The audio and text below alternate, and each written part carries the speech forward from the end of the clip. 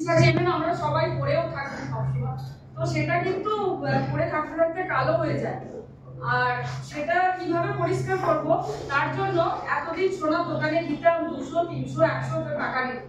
আর এখন মিস্টার শফি মোদিজি স্যার আমাদের হাতে এমন একটা প্রোডাক্ট তুলে দিয়েছেন, যেটা আমরা বাড়িতে বসেই করি আর আর সেটাই আমি দেখাবো। এখানে কারোর কাছে উপর কিছু আছে পুরো কালো হয়ে গেছে, সেরকম কিছু আছে?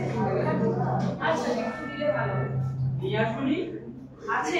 কিন্তু আমি আমারটা বাড়িতে করলে অনেকে বলতে কিছু একটা তার হতে পারে না, তো আমি তার জন্য একটা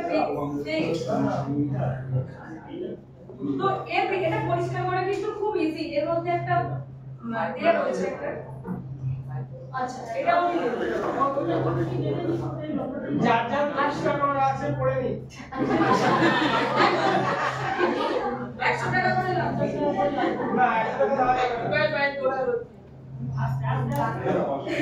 তো আমি এটা 2 থেকে 3 মিনিট ভিজিয়ে রাখবো।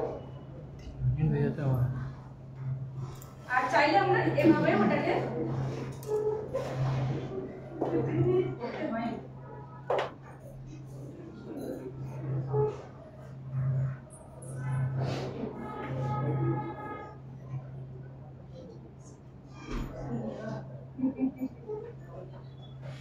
এটাও করে দিই না, দেওয়ালি আসছে, পরিষ্কার হয়ে যাবে।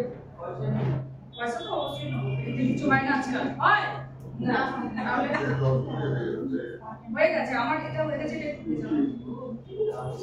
তো আমরা একটা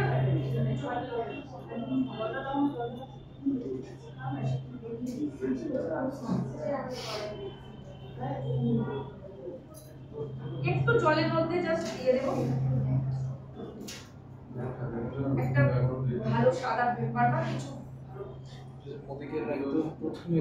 চেনা যাচ্ছে না।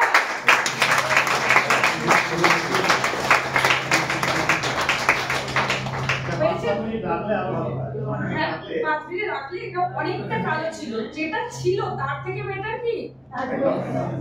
তো এটা আমরা সবাই ইউজ করবো তো। আচ্ছা, আরেকটা আছে আমার এই অবস্থা, এতে আমি এখন ভিজিয়ে রাখবো।